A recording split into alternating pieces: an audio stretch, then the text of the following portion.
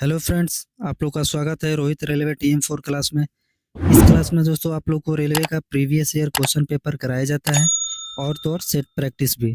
ठीक है। और जिन बच्चों का अभी आरपीएफ कांस्टेबल का एग्ज़ाम देना बाकी है वो इस क्लास को पूरा देखें। उनके लिए ये क्लास बहुत ही महत्वपूर्ण होगा। तो चलिए आज की क्लास को स्टार्ट करते हैं बिना देरी किए। आज का पहला प्रश्न है दोस्तों कि भारतीय राष्ट्रीय कांग्रेस की पहली महिला अध्यक्ष का नाम बताइए। तो इसका राइट आंसर हो जाएगा option C, Annie Besant. Question को फिर से पढ़ लेते हैं कि भारतीय राष्ट्रीय कांग्रेस की पहली महिला अध्यक्ष का नाम बताइए। तो इसका right answer option C, Annie Besant. देख लीजिए दोस्तों, ये आरआरबी एनटीपीसी स्टेज 1 में पूछा गया प्रश्न 2021 में पूछा गया है। ठीक है। ऐसा भी क्वेश्चन आप लोग को आरपीएफ में देखने को मिल सकता है। ऐसा नहीं है दोस्तों कि जो एनटीपीसी में क्वेश्चन पूछ दिया वो आरपीएफ में नहीं पूछेगा। 100% पूछेगा दोस्तों, क्योंकि क्वेश्चन अलग से नहीं छप कर आएगा। ठीक है। नेक्स्ट क्वेश्चन है, अगला नंबर प्रश्न है कि निम्नलिखित में से किसने किसने कभी भी भारतीय राष्ट्रीय कांग्रेस की अध्यक्षता नहीं की। क्वेश्चन को फिर से पढ़ लेते हैं कि निम्नलिखित में से किसने कभी भी भारतीय राष्ट्रीय कांग्रेस की अध्यक्षता नहीं की। तो इसका राइट आंसर हो जाएगा option B, doctor Bhimrao Ambedkar. ठीक है दोस्तों, ये डॉक्टर भीमराव अंबेडकर कभी भी भारतीय राष्ट्रीय कांग्रेस के अध्यक्षता नहीं किए थे। ठीक है। अगला नंबर प्रश्न है, दोस्तों कि वर्ष 1937 में डैश में पहली बार किसी गांव में कांग्रेस अधिवेशन का आयोजन हुआ था। ठीक है दोस्तों, बहुत ही लाजवाब प्रश्न है दोस्तों। क्वेश्चन को फिर से हम पढ़ लेते हैं कि वर्ष 1937 में पहली बार किसी गांव में कांग्रेस अधिवेशन का आयोजन हुआ था। तो इसका राइट आंसर हो जाएगा दोस्तों ऑप्शन बी, फैजपुर। इसका राइट आंसर हो जाएगा दोस्तों ऑप्शन बी, फैजपुर। और ये 1937 में उस टाइम कौन अध्यक्ष बने थे दोस्तों? तो ये जवाहरलाल नेहरू बने थे, जवाहरलाल नेहरू बने थे। ठीक है।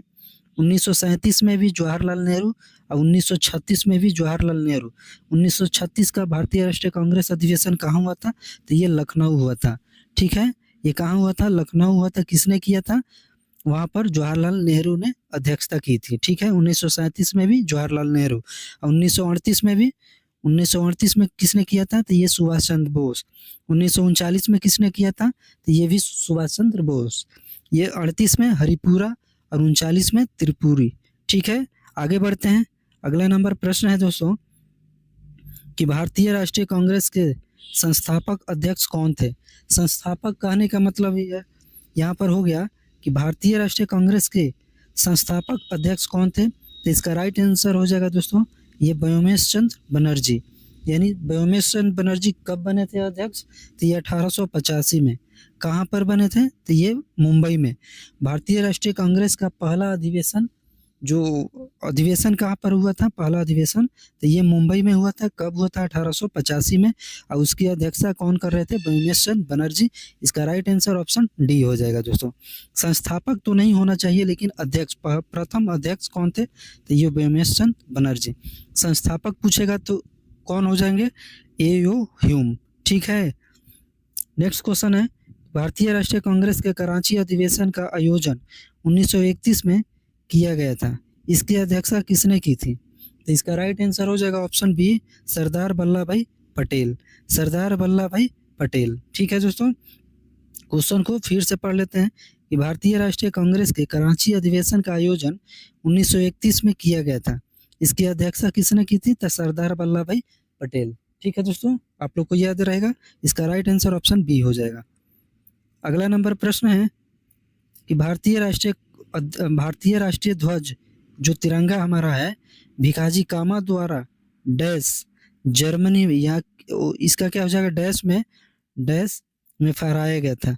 कब और कहाँ फहराया गया था? सबसे पहली बार किसने फहराया था? तो ये भिखाजी कामा ने। कहाँ पर फहराया था? तो जर्मनी में। ठीक है। जर्मनी में फहराया था। कब? तो 1907 में। कहने का मतलब है दोस्तों कि भिखाजी कामा ने हमारा जो राष्ट्रीय ध्वज है तिरंगा, उसको सबसे पहली बार 1907 में कहाँ पर फहराया था? तो जर्मनी में। तो इसका राइट आंसर हो जाएगा ऑप्शन ए। ठीक है दोस्तों, आगे बढ़ते हैं। अगला नंबर प्रश्न है कि भारतीय राष्ट्रीय कांग्रेस के प्रथम मुस्लिम अध्यक्ष कौन थे। क्वेश्चन को फिर से पढ़ लेते हैं दोस्तों। ये क्वेश्चन पिछली क्लास में ये रिपीट कर गया था। पिछले भी क्लास में ये क्वेश्चन था दोस्तों, तो इस क्वेश्चन को फिर से हम लोग पढ़ लेते हैं कि भारतीय राष्ट्रीय कांग्रेस के प्रथम मुस्लिम अध्यक्ष कौन था। तो इसका राइट आंसर हो जाएगा दोस्तों ऑप्शन डी, बदरुद्दीन तैयबजी। बदरुद्दीन तैयबजी ये कब बने थे भारतीय राष्ट्रीय कांग्रेस के अध्यक्ष दोस्तों? तो ये 1887 में। कब बने थे? 1887 में, मद्रास अधिवेशन में। ठीक है दोस्तों, मद्रास अधिवेशन में कब बने थे? 1887 में, मद्रास में। ठीक है, आगे बढ़ते हैं।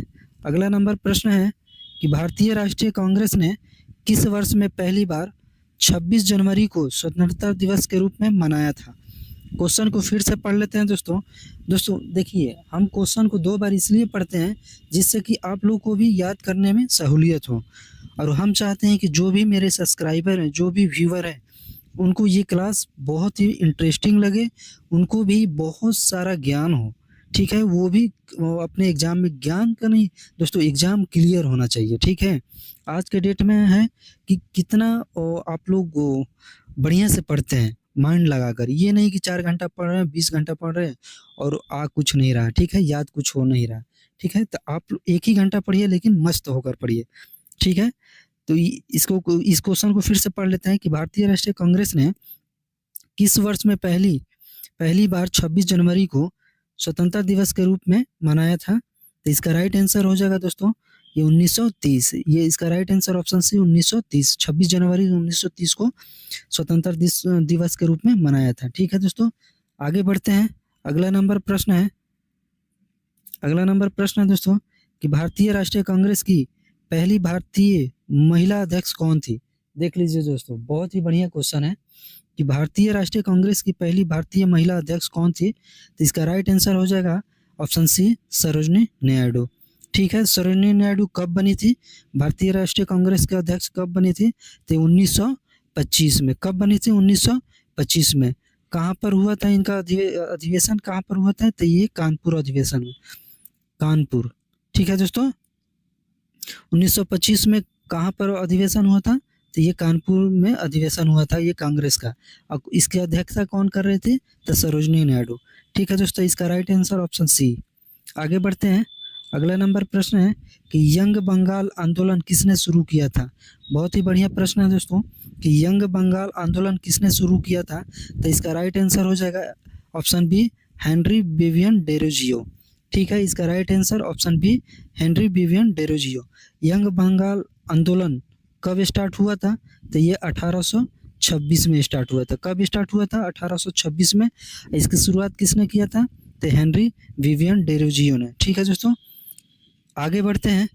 दोस्तों, अगर आप लोग मेरे चैनल पर नए होंगे तो मेरे चैनल को सब्सक्राइब कर दीजिएगा और दोस्तों में शेयर भी कर दीजिएगा। चलिए आगे देखते हैं। अगला नंबर प्रश्न है कि इनमें से किसे grand old man of the India के नाम से जाना जाता है? क्वेश्चन को फिर से पढ़ लेते हैं।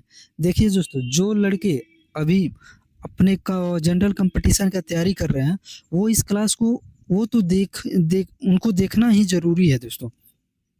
वो देखेंगे, उनको तब पता चलेगा कि कैसे एग्ज़ाम में कैसा क्वेश्चन पूछा जा रहा है। ठीक है, तब जाके वो लोग अपना सेट प्रैक्टिस कर सकते हैं।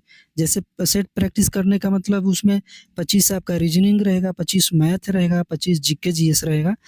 ठीक है, ऐसे रहता है दोस्तों। तो इसका राइट आंसर हो जाएगा दोस्तों, इसका राइट आंसर हो जाएगा ऑप्शन सी, दादा भाई नौरोजी। ठीक है, क्वेश्चन को फिर से पढ़ लेते हैं कि इनमें से किसे grand old man of the India के नाम से जाना जाता है? तो किसे? तो दादा भाई नौरोजी को। ठीक है दोस्तों, नेक्स्ट क्वेश्चन है। अगला नंबर प्रश्न है दोस्तों कि भारतीय राष्ट्रीय कांग्रेस का पहला अधिवेशन 1885 में आयोजित किया गया था। इसका आयोजन भारत के किस शहर में किया गया था? तो इसका आयोजन सबसे पहले कहाँ किया गया था दोस्तों? तो ये मुंबई में। ठीक है, मुंबई में किया गया था। इसका राइट आंसर ऑप्शन सी हो जाएगा। भारतीय राष्ट्रीय कांग्रेस का पहला अधिवेशन कहाँ हुआ था? मुंबई में। कब हुआ था? तो 1885 में। किसने किया था अध्यक्षता? तो ये व्योमेश्वर बनर्जी। आगे बढ़ते हैं दोस्तों। अगला नंबर प्रश्न है कि निम्न में से कौन सा राष्ट्र द्वितीय विश्व युद्ध में धुरी शक्तियों का हिस्सा था? क्वेश्चन को फिर से पढ़ लेते हैं कि निम्न में से कौन सा राष्ट्र द्वितीय विश्व युद्ध में धुरी शक्तियों का हिस्सा था? तो इसका राइट आंसर हो जाएगा दोस्तों ये जर्मनी। इसका राइट आंसर हो जाएगा जर्मनी। देखिए दोस्तों, धुरी राष्ट्रों में और ये जो जर्मनी है ये नेतृत्व किए थे। ठीक है, धुरी राष्ट्रों का कौन सा नेतृत्व किए थे? तो ये जर्मनी देश नेतृत्व किया था। ठीक है, कमान संभाला था। इसके साथ और भी थे देश। कौन थे? याद रखिएगा, आपका जी बीटा के नाम से, जी बीटा के नाम से आप लोग याद रखिएगा। तो बी से बुल्गारिया, आई से इटली, एस से हंगरी, टी से तुर्की, ए से ऑस्ट्रिया। ठीक है, आप लोग को याद रहेगा। फिर से आप लोग को बता दे रहे हैं दोस्तों, क्वेश्चन को फिर से हम पढ़ दे रहे हैं कि निम्न में से कौन सा राष्ट्र द्वितीय विश्व युद्ध में धुरी शक्तियों का यानी धुरी राष्ट्रों का हिस्सा था? तो इसका राइट आंसर हो जाएगा दोस्तों जर्मनी। ठीक है, बाकी सब दोस्तों जो है ब्रिटेन, यूएसए, रूस, ये दोस्तों आपका हो जाएगा मित्र राष्ट्र। जो मित्र राष्ट्र है, इसमें मित्र राष्ट्र में और भी देश शामिल थे। कौन थे? तो एक था फ्रांस और एक था आपका एक जापान था दोस्तों, एक जापान था। ठीक है, आप लोग को याद रहेगा। ए से अमेरिका, ई से इंग्लैंड, एफ से फ्रांस, जे से जापान और एक हो गया आपका दोस्तों आर से रूस। ठीक है, 5 हो गए। ठीक है, आप लोग को याद रहेगा। तो इसका राइट आंसर ऑप्शन बी हो जाएगा, जर्मनी। ठीक है, आगे बढ़ते हैं। अगला नंबर प्रश्न है कि भारतीय राष्ट्रीय कांग्रेस के पहले महासचिव कौन थे?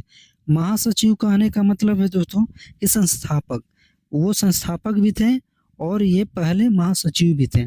भारतीय राष्ट्रीय कांग्रेस के पहले महासचिव कौन थे? देखिए दोस्तों, यहाँ पर महासचिव दे देगा तो आप लोग कंफ्यूज हो जाइएगा, लेकिन संस्थापक यहाँ पर दिया रहता तो आप लोग कंफ्यूज नहीं होते।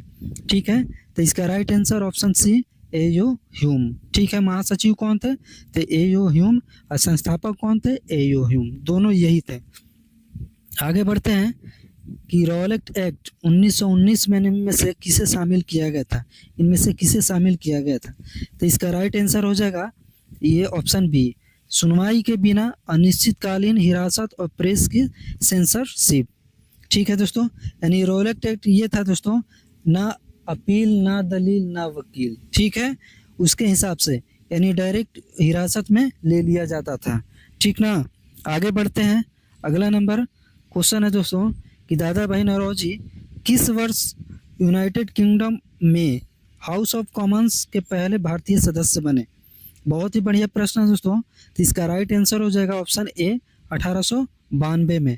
1892 में दादा भाई नौरोजी यूनाइटेड किंगडम यानी अमेरिका में यानी यूके में हाउस ऑफ कॉमन्स के पहले सदस्य बनते हैं। ठीक है, 1892 में बनते हैं। ठीक है दोस्तों, नेक्स्ट क्वेश्चन है। अगला नंबर प्रश्न है दोस्तों कि भारतीय राष्ट्रीय कांग्रेस द्वारा पूर्ण स्वराज अर्थात ब्रिटिश राज से पूर्ण स्वतंत्रता की घोषणा कब की गई? कब की गई दोस्तों? तो ये आप जानते हैं। तो इसका राइट आंसर है दोस्तों ऑप्शन डी, 26 जनवरी 1930 को। 26 जनवरी 1930 को ब्रिटिश राज से पूर्ण स्वतंत्रता की घोषणा की गई थी। ठीक है ना, आगे बढ़ते हैं। अगला नंबर प्रश्न है कि भारतीय राष्ट्रीय कांग्रेस के पहले यूरोपीय अध्यक्ष कौन थे? यूरोपीय अध्यक्ष कहने का मतलब है दोस्तों कि अंग्रेजी अध्यक्ष कौन थे? तो इसका राइट आंसर हो जाएगा आपका option C, George Yule. George Yule. ठीक है दोस्तों, जॉर्ज यूले कब अध्यक्षता करते हैं? तो ये 1888 में। कहाँ पर करते हैं? तो ये इलाहाबाद में। ठीक है, भारतीय राष्ट्रीय कांग्रेस के प्रथम अंग्रेजी अध्यक्ष कौन थे, चाहे यूरोपीय अध्यक्ष कौन थे? तो जॉर्ज यूले थे 1888 में। कब बनते हैं? 1888 में। कहाँ पर? तो इलाहाबाद में करते हैं, इलाहाबाद में बनते हैं। ठीक है दोस्तों, नेक्स्ट क्वेश्चन है। अगला नंबर क्वेश्चन है दोस्तों कि कांग्रेस अधिवेशन में वंदे मातरम गाने वाली पहली मुस्लिम महिला का नाम बताइए। बहुत ही लाजवाब प्रश्न है दोस्तों। इस क्वेश्चन को बहुत ही कम लोग जानते होंगे कि कांग्रेस अधिवेशन में वंदे मातरम गाने वाली पहली मुस्लिम महिला का नाम बताइए। इसका राइट आंसर हो जाएगा दोस्तों ऑप्शन ए, रेहाना तैयब जी। रेहाना तैयब जी। ठीक है दोस्तों, बहुत ही बढ़िया प्रश्न है। क्वेश्चन को फिर से हम पढ़ देते हैं। ठीक ना, कि कांग्रेस अधिवेशन में वंदे मातरम गाने वाली पहली मुस्लिम महिला का नाम बताइए। तो इसका राइट आंसर ऑप्शन है रेहाना तैयब जी। रेहाना तैयब जी। ठीक ना, आगे बढ़ते हैं। इस वीडियो का लास्ट क्वेश्चन है दोस्तों कि कामागाटा मारू एक डैश वाष्प शक्ति चालित जलयान था। ठीक है दोस्तों, क्वेश्चन को फिर से पढ़ लेते हैं कि कामागाटामारू एक डैश वस्प शक्ति चालित जलयान था। तो इसका राइट आंसर हो जाएगा दोस्तों ऑप्शन बी, जापानी चालित जलयान था। ठीक है दोस्तों, ये क्या था? तो जापानी यानी कामागाटामारू एक जहाज था दोस्तों। ठीक है, और वो कहाँ का जहाज था? जापानी जहाज था। ठीक ना, इसका राइट आंसर ऑप्शन बी हो जाएगा। दोस्तों आप लोग कमेंट करके ज़रूर बताइएगा। दोस्तों आप लोगों में एक गलती है कि आप लोग कमेंट नहीं करते हैं और वीडियो को शेयर नहीं करते हैं। ज़्यादा से ज़्यादा इस वीडियो को शेयर करिए, जिससे कि आपके दोस्तों को भी मैंने इससे फ़ायदा हो, उन लोग को भी पढ़ने का मौका मिले। ठीक ना, और ऐसा क्लास दोस्तों यूट्यूब पर बहुत ही कम मिलते हैं जो कि इतना बढ़िया से आपको 2-2 बार क्वेश्चन को रिपीट करके पढ़वाते हैं कोई। ठीक ना दोस्तों, अगर आप लोग मेरे चैनल पर नए होंगे तो मेरे चैनल को भी सब्सक्राइब कर दीजिएगा दोस्तों, हाथ जोड़कर विनती है। ठीक ना, बहुत ही मेहनत लगता है दोस्तों इस वीडियो को बनाने में। ठीक है, तो आज के वीडियो में इतना ही।